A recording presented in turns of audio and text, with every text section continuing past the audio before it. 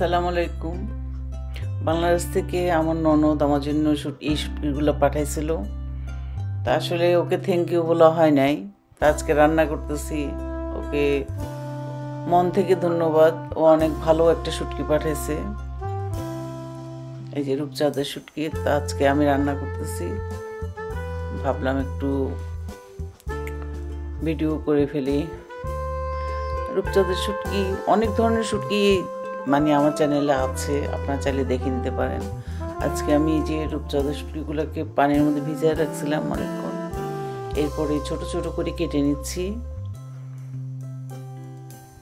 আর আমার এই বাসায় আমি মানে ছুরিটা মানে ভালো ছুরিটাই পাচ্ছি না, এই জন্য ছোট ছোট হয়ে গেছে। এরপর আমি অনেকগুলো পেঁয়াজ কেটে নিয়েছি, প্রায় এখানে তিনটা পেঁয়াজ আমি দিছি। পেঁয়াজটা দিয়ে আমি একটু, যখন পেঁয়াজটা সফট হয়েছে তখন আমি একটু আদা রসুন দিলাম, তারপর 1 চামচ হলুদের গুঁড়া, আর এখানে মরিচটা একটু বেশি দিব কারণ শুটকি যেহেতু একটু ঝাল করব। আমি 1.5 চামচ মরিচের গুঁড়া দিছি। তারপর আমি 1/2 চামচ ধনিয়ার গুঁড়া, 1/2 চামচ জিরের গুঁড়া দিছি। তারপর লবণ দিয়ে ভালো করে আমি মশলাগুলোকে একটু কষাই নিচ্ছি। মশলা একটু কষানো হলেই তারপর আমি শুটকিগুলোকে ধুয়ে দিয়ে দিব। দিয়ে তারপর আমি মশলার মধ্যে শুটকিগুলোকে একটু কষাই নেব ভালো করে। রূপচাঁদা যত ধরনের শুটকি আছে, তবে রূপচাঁদের শুটকিটা একটু মজা লাগে বেশি, কারণ এটার মধ্যে কাটা কম। আর বড় বড় শুটকিগুলো ভালো লাগে। আবার কাঁটালা শুটকি আবার আমার পছন্দ কম, আমি খেতে পারি না।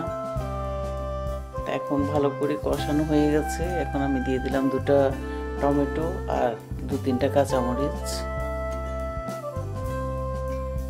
দিয়ে আমি আর একটু কষাবো।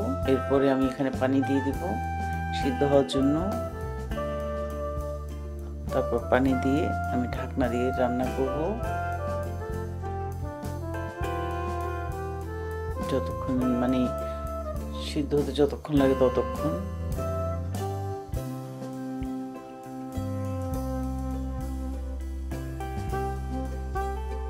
তারপর যখন মোটামুটি হাফ হয়ে যাবে, তারপর দিয়ে দিচ্ছি একটা পুরো রসুনকে আমি গোটা গোটা করে ছিলে তারপর গোটা দিয়ে দিলাম, কারণ শুটকির সাথে রসুনটা খুব ভালো লাগে খেতে।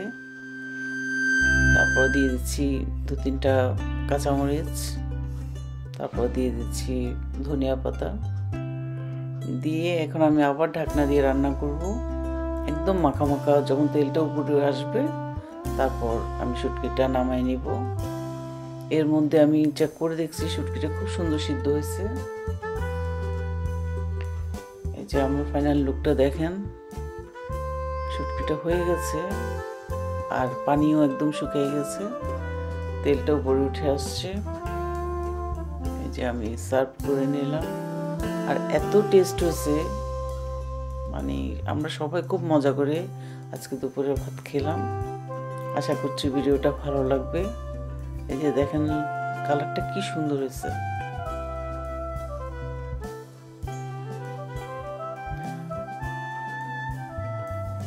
আশা করছি ভিডিওটা ভালো লাগবে। ভালো লাগলে অবশ্যই লাইক করবেন, শেয়ার করবেন, আমার চ্যানেলকে সাবস্ক্রাইব করবেন এবং আমার ফেসবুক পেজকে লাইক করবেন।